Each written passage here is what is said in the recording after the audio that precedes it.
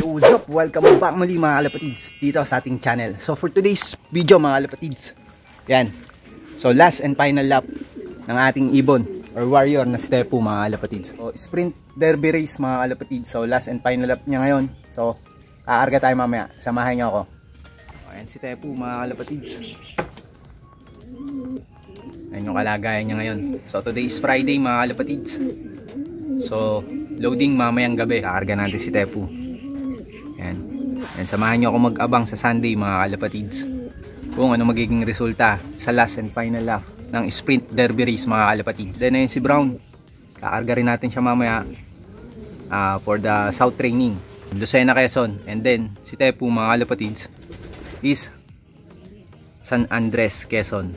So time check 10 AM in the morning ngayon mga kalapatids. So magpapatuka muna tayo ating patuka mga kalapatids. Yan, simple lang yan. So ang mix pala nito mga kalapatids, flyer mix, breeder mix. Tapos ito yung mapapansin nyo, yan, may pellet, may bigas. So yung pellet na brown Integra 3 yan mga kalapatids. Tapos ito dun sa Warlord na patuka, yung may pink. Yan. So ayan yung mix ng patuka natin. And then sa flower mga kalapatids. Tara, patuka na tayo.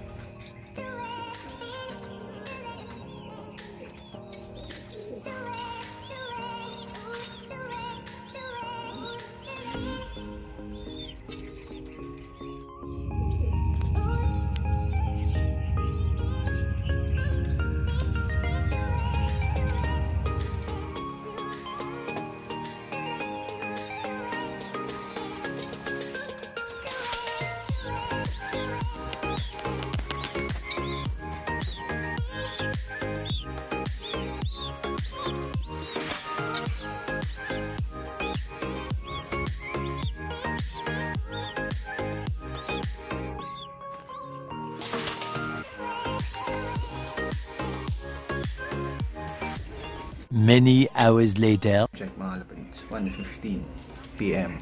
Bali 1:15 PM na. Hapon na. Punta tayo sa loob mga kalapatids dahil magsusubong na tayo ng gamot or yung pabaon natin pag loading na.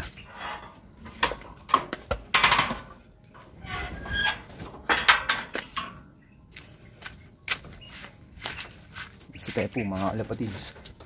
So ito nga mga kalapatids, ang ating binibigay or pabaon natin kapag naglo-load tayo ng ibon. Yan, B50.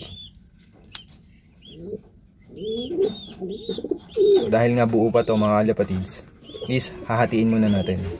So ang paggamit ko nito is yan, bali sa 4 na ibon, isang tablet is hinahati natin sa 4. So kung isa lang yung ibon natin kinakarga, di sa mga susunod na lap pwede pa natin magamit. Ayan. So ganun katipid yung ginagamit natin.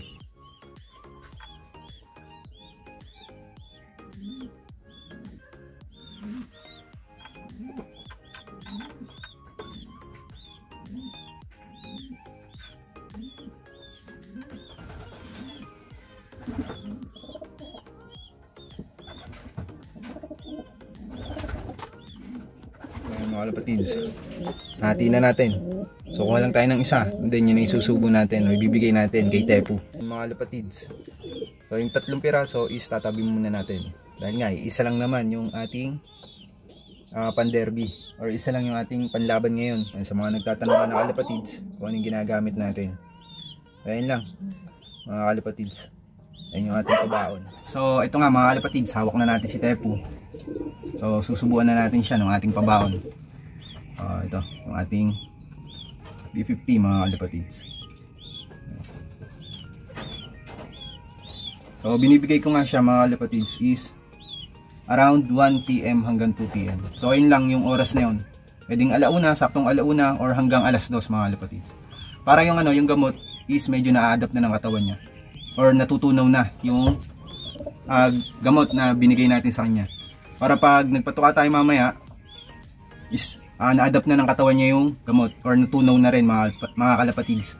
Para at least pag nagpatuka tayo mamaya is mahaba-haba yung interval nung gamot.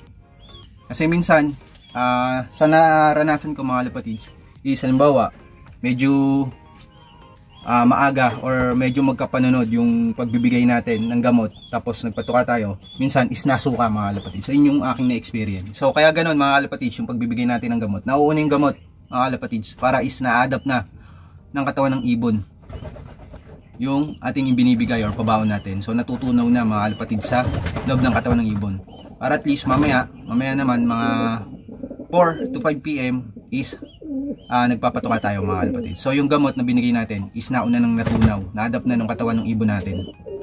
So para at least pagdala natin sa loading or pag magkakarga na tayo sa gabi is pag bumiyahe tayo ay hindi susuka mga kalapatids. Kasi dati na-experience ko yung gano'n, yung medyo maiksi yung interval ng pagsubo ng gamot, tapos patuka agad tayo. Pagdala natin sa sa loading area mga kalapatids, so pagkargahan na is minsan nasuka talaga yung ibon. So parang naghahalo yung yung patuka tsaka yung gamot na binigay natin. So ayun, based on my experience mga kalapatids. Ewan ko sa inyo, sa mga iba din nating kalapatids, na kung ganun yung nagiging experience. Or kaya minsan naman is baliktad mga kalapatids, nauuna yung pagpapatuka, and then yung iba susunod naman yung gamot or kung ano yung pabaon nila. So kung minsan kasi meron na nga tayong mga yung drops. Yung mas maganda siguro kung yung ganun yung ginagamit yung katulad ng reload, yung pinapatak na lang. So yun, para at least pagdating nyo sa loading, doon nyo lang siya papatakan. Yun, pwede yun, mas maganda yun. Kasi hindi na siya susuka mga kalapatids. Pero kung subo or tablet yung mga binibigay natin, yung advice, yung advisable para sa akin mga kalapatids, so advice ko lang or tip ko lang is yung mga gantong oras, agahan nyo yung pagsubo, mga alauna or alas 12, 12 PM hanggang 2 PM mga kalapatids. Tapos interval siguro kayo mga 2 hours bago kayo magpatuka. So yun, base lang yun mga kalapatids sa aking experience, na base lang yun mga kalapatids sa nangyari sa akin or na-experience ko sa haba ng pag-iibon. So yun, isang tip ko lang din mga kalapatids sa inyo, para at least is pag nagkarga kayo is hindi susuka yung ibon nyo. So ayun lang mga kalapatids, sana isa amin natutunan kayo sa video natin ngayon. And ayun, nasa inyo naman yun kung gusto nyo i-adapt or i-apply sa mga ibon nyo yung sistemang ginagawa ko. Tepu mga kalapatids, so nasubukan na nga natin siya ng gamot or pabaon natin sa kanya. Ayun nga mga kalapatids, yung isa nating ibon na panlaro, ayun, si Brown, or mag-isip pa tayo ng magandang pangalan. Wala pa akong maisip mga kalapatids ayun. So hindi ko siya binigyan mga kalapatids ng B50 dahil malapit pa lang naman yung South Training. So Lucena, Quezon, wala pang 100 kilometers. Kaya hindi natin siya bibigyan mga kalapatids. Nagbibigay lang tayo nun pag 100 plus, mga 150 kilometers pataas. Or last training bago mag-derby mga kalapatids. Doon natin binibigay yung pabaon natin. Para at least habang malapit pa is yung natural na lakas lang nila mga kalapatids yung gagamitin nila. At least masanay sila na sariling lakas lang nila mga kalapatids yung gagamitin nila sa liparan. Yan. So, hindi tayo magbigay agad ng mga gamot mga kalapatids pag malapit pa yung hagisan or yung training ng mga ibon natin. Kaya natin na kusang lumakas yung ibon natin sa sarili nilang pamamaraan or sa sarili nilang lakas mga kalapatids. Wag muna natin silang paasahin sa gamot. So, yun lang yun. Para sa akin mga kalapatids. Ayan. So, hindi muna tayo nagbibigay. So, dahil nga, ang toss ng neto bukas mga kalapatids, mamaya na rin ang loading. Ang toss ni Brown is Lucena lang. Mga nasa 50 kilometers lang yun. So, kayang-kaya pa naman niya yun. Kayang-kaya ng ibon mga kalapatids. Kahit wala pa tayong pabaon.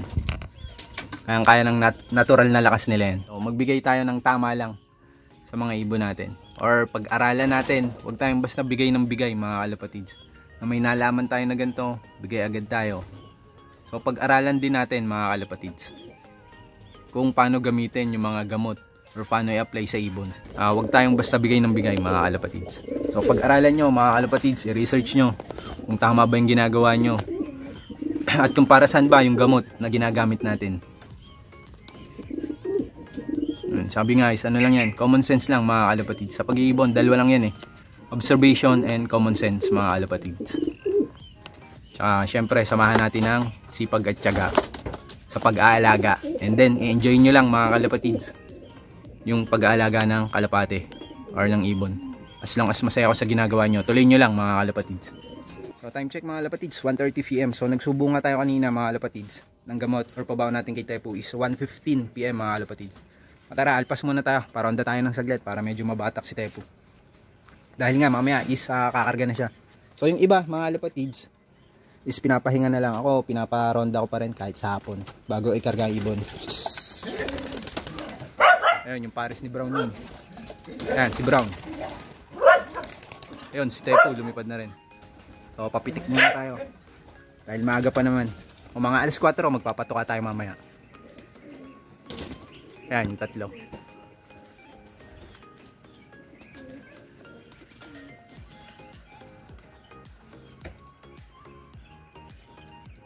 Yan, tatatlo na nga lang yung nalipad natin mga kalapatids dahil nawala na yung isa ng tiyaong, yung sipaling natin.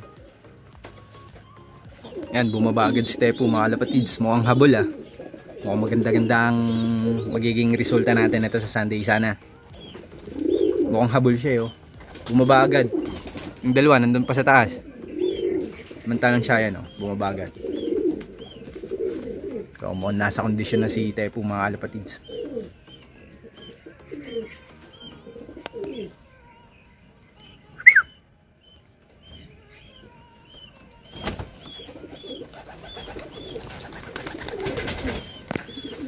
Bumaba na rin dalawa. So si Brown, ito yung ating young bird na pang south mga kalapatids. Yan. So tingnan natin pagtapos nito ng sprint race derby kung itutuloy pa natin ang south or bala ko ng i-stop.